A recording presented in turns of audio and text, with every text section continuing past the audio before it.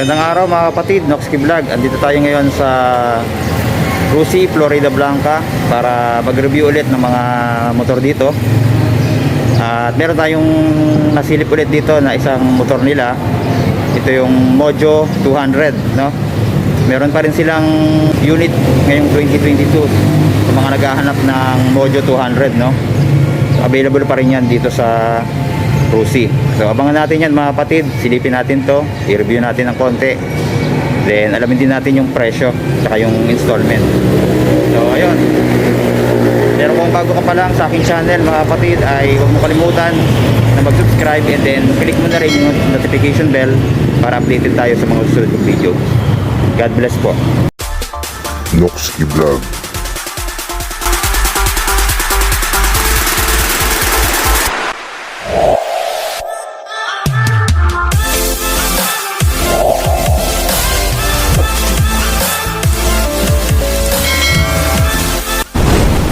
Noxky Vlog.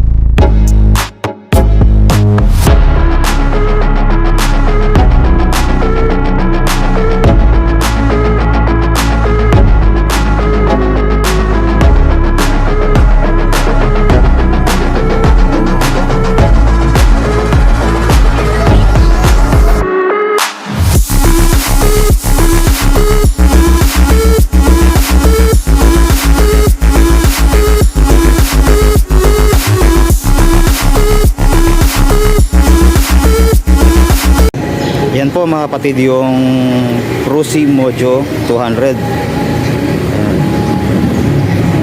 Kulay red po yung nandito sa kanila. Ewan ko kung meron pang ibang kulay nito. Pero ito glossy red po mga kapatid. Nandito ayan. Tapos may emblem ng Rusi dito yan. Kabilaan. No? Tapos napakalaki ng tank niya, no? Pang long ride talaga to mga kapatid. Tapos meron pa siyang aerodynamics dito sa kanyang tank. Parang pinaka cover lang ata to, no? Ito talaga yung tank niya. Pwede na! Yan, tapos yung ignition niya andito mga kapatid. Yan yung kakaiba din sa kanya. Then yung kanyang panel ay digital na rin mga kapatid. Ayan o. Nakita natin, may mode dyan dito nakalagay. Tapos yan may CLR. Ayun ko ano ibig sabihin ng CLR, no? Ayan. So andyan nakalagay mga kapatid yung kanyang speedometer, odometer, andyan na yun mga kapatid. Tapos dito sa kanyang front, tingnan natin, ayan yung mukha niya, no? Ayan, para din robot na naman mga kapatid, no? Mahilig tayo sa robot.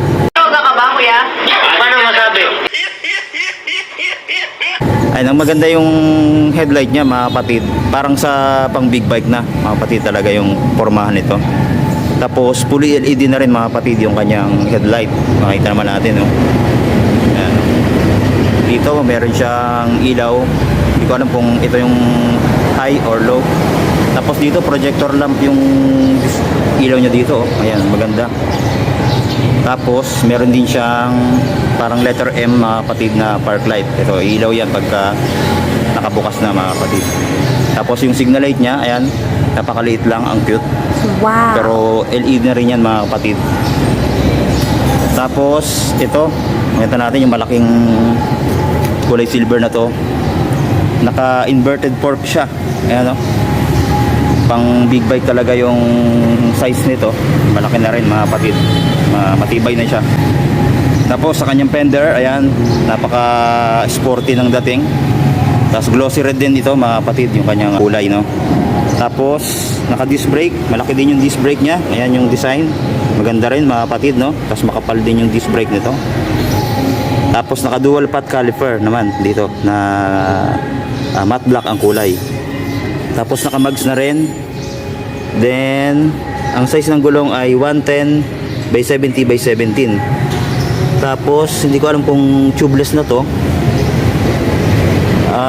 Tube type pa rin mga kapatid, no? Pero pwede namang ipa-tubeless na natin to mga kapatid. Basta naka-mags na. Pwede na po yan ipa-tubeless. Ayan. Tapos dito, yung design dito, ayan, no? Isang nagpapaganda rin sa kanya. May screen protector pa siya dito. Pero hindi naman siya liquid cooled, no? Hindi din siya oil cooler. So ano pa rin mga kapatid, no? Air cooled. Tapos Euro 3 mga kapatid, may breather na rin siya. Yung iba hindi pinilalagyan nila ng oil cooler din to. Pwedeng palagyan ng oil cooler mga kapatid para hindi agad umiinit yung makina, no? Naked sport bike ng mga kapatid itong formahan ito. Yan. Magandang pang pang rides mga kapatid dahil hindi ka masyadong mangangalay sa pag-rides dahil mataas yung kanyang handle, no? Ayan, no? Yung handle niya. Ayos na ayos. Tapos yung seat height niya malaki pero mababa lang mga kapatid. Sa akin 5'6" ako mga kapatid, hanggang hita ko yung ano niya, no? Yung taas ng upuan. Kaya mababa na lang siya. Madali kang sakay dito.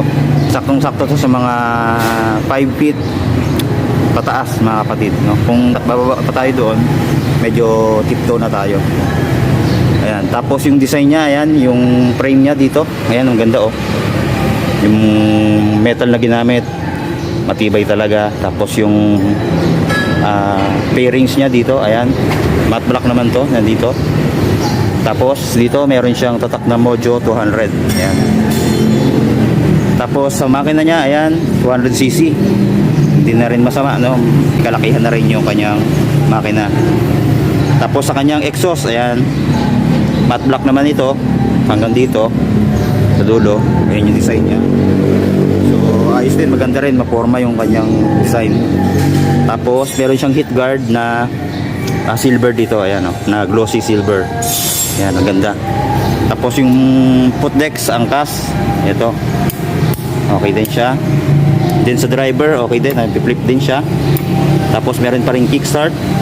Ayan. Tapos yung pedal sa preno sa likod, ayan, ito, okay din siya, maganda, no? Latest na yung design niya. Then disc brake din pala yung sa likod nito mga kapatid. Ayan, nakikita natin, disc brake din yung likod niya. Naka single path caliper lang na malaki mga kapatid. Ayan. Kasi yung swing arm niya napakalaki din mga kapatid, no? Ayan, no? Heavy duty. Tapos dito yung gulong niya rito sa likod ay 140 by 70 by 17. Naka-mags din, then tube type mga kapatid. Tapos meron pa siyang mudguard dito, ayan, no? Design niya dito. Tapos yung gulong niya napakalaki, oh. Heavy duty, tapos makapal mga kapatid. Ayos na rin to, pang bankingan, no? Tapos para naka-underneath yung ilalim niya, ayan, malinis, makikita natin. Tapos sa kanyang taillight, ayan, LED na rin yung kanyang taillight, pati yung signal light po, ayan. Tapos yung fender niya dito, ito, ayan, maganda, oh. Bakal siya mga kapatid, no? Kaya matibay ito. Okay na okay mga kapatid. Tapos meron pa siyang reflector dito. Tapos sa plate holder niya meron ding ilaw yan mga kapatid na LED. Yan. Dito tayo sa kabila. Dito naman ang kanyang sprocket combination ay ito 46 mga kapatid. Yung dito hindi ko sure, no, kung size 15 ba o 16. Ayan. So dito 46. Ayan. Medyo high speed na rin siya sa ganitong average na CC mga kapatid. Tapos naka side stand pa rin. Ayan. Wala na siyang center stand mga kapatid dahil big bike na rin to mga kapatid. Tapos naka single shifter. Tapos 5 speed po yung kanyang shifting, no? Puro sa harap lang din. Tapos ayan, oh, maganda, may mga ano pa siya dito. Design pa siya dito. Ayan, oh. Ganda. Tapos dito yung design niya, yung emblem ng Rusi, ganda.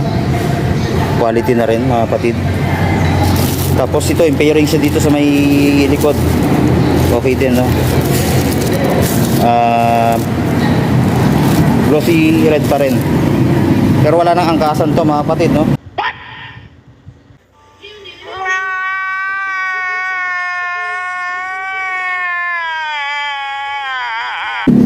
Sakayan sa OBR, wala. Ito. Pang ano lang to, solo ride lang to, mga kapatid. Ayan, tapos upuan niya okay din, malambot para sa rider. Okay na okay siya. Tapos sa mga switch naman na ginamit, okay din. Lux premium naman. Ito yung high and low. Then signal light, kusina, mayroon din siyang hazard. Ayan, no? Tapos meron ding pass switch. Tapos na choke niya. Then yung clutch, ayos din, malambot din. Then dito sa kabila, meron pa rin siyang kill switch. Then yung bukasan ng ilaw. Tapos yung electric starter niya. Then sa throttle naman, yan, okay, malambot din to, mga kapatid, no? Tapos yung preno niya sa harapan. Tapos naka naked handle din, mga kapatid, no? Ayan.